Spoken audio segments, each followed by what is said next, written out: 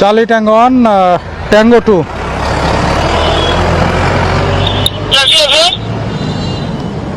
Tango 2 হয়েছে police লাইনের সামনের থেকে ঝিনাইদহ ল 12 সিরিয়ালের 5534 একটা পালসার NS লাল মোটরসাইকেল, বড় চুল ছেলেটা, কফি কালারের একটা ক্যাপ মাথায় আছে, বড় চুল, দাঁড়িয়ে আছে। এটা একটু দেখো তো, পার ধরা যায় কিনা দেখো তো। এই ট্যাঙ্গো 3 যে যাচ্ছে পিছন পিছন, ট্যাঙ্গো 3 পিছন পিছন যাচ্ছে।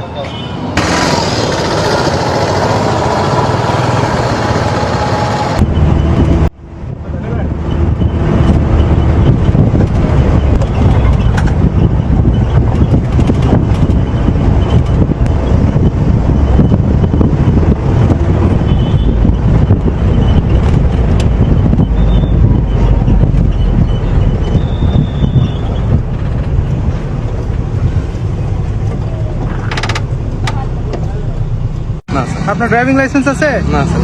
কিচ্ছু নেই? না। আবার সিগন্যাল ভায়োলেশন করে চলে আসছেন? গাড়ি থেকে নামান।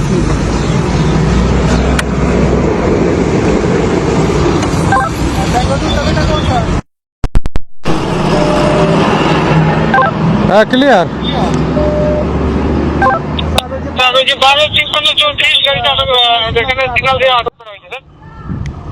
আচ্ছা, আসতেছে।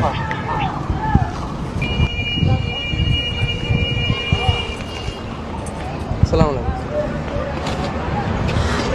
শুভ্র, স্যার।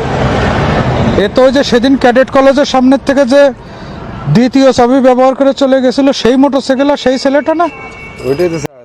হ্যাঁ? তো এই জন্য স্যার সিগন্যাল ছিলাম স্যার, পালাই গেল স্যার। স্যার দাঁড়াও তো একটু দেখি। পকেট চেক করে দাঁড় করাইছি স্যার। না না, দাঁড়াও একটু দেখি আর চাবি নেই স্যার আজকে।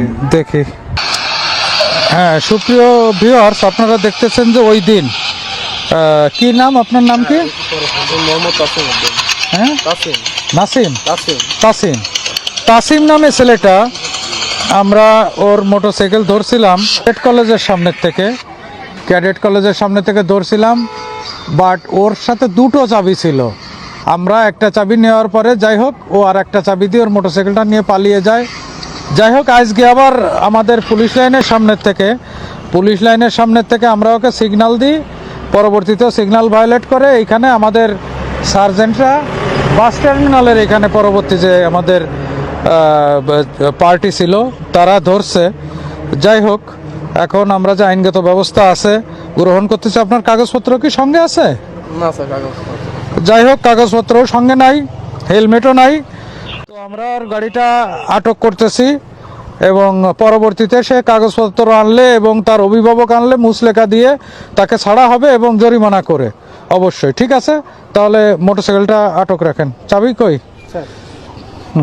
নেন মনির, আপনি নিয়ে যান মোটরসাইকেলটা, পুলিশ লাইনে নিয়ে রাখেন।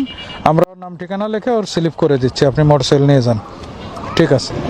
সুপ্রিয় ভিউয়ার্স, আপনারা দেখলেন যে আসলে কোনো অন্যায় করে অবশ্যই পার পাওয়া যায় না। একটা কথা আছে যে জাস্টিস অফ নেচার বা ন্যাচারাল জাস্টিস, অবশ্যই আপনাকে সেই ন্যাচারাল জাস্টিস অফ নেচার বা ন্যাচারাল জাস্টিস ফেস করতে হবে।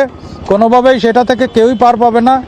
এই জন্য সবাই সাবধান হয়ে যান, সতর্ক হয়ে যান, অবশ্যই কোনো অন্যায় করবেন না। আমাদের ট্রাফিক আইন ও সাইন সবাই মেনে চলবেন, এই কামনাই করি। আর সামনে ঈদ আছে, ঈদ উপলক্ষে অনেক গাড়ি বেপরোয়াভাবে চলাচল করবে, অবশ্যই কেউ বেপরোয়া চলাচল করবেন না। আপনার অপ্রাপ্তবয়স্ক সন্তানকে মোটরসাইকেল দিবেন না বা কোনো প্রকারের কোনো যানবাহন দিবেন না এবং সবাই আইনের মধ্যে থাকুন, আইন মেনে চলুন। ধন্যবাদ। আসসালামু আলাইকুম।